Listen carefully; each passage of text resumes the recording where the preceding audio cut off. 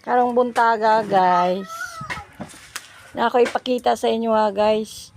Ang manok ba. Naglumlum siya. Kuyaw kayo kay naa sa kuan. Tawag nito. Dapugan. Na nya magluto guys kay naaman di hari.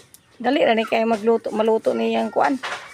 Kumbaga yang itlog no dali ra kay mampusa. Kay init man.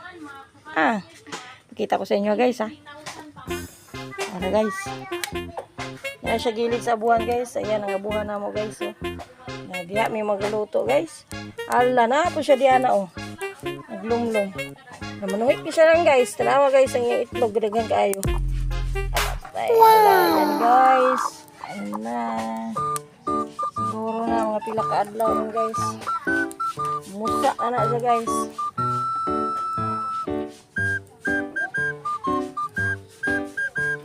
Na kuyaw kay guys no. Kaya ina siya maglumlum diha siya ng itlog na siguro mga pila ka adlaw na ron musa na kay init man na diha kay dapugan man. Kuyaw kay ang manuka ba?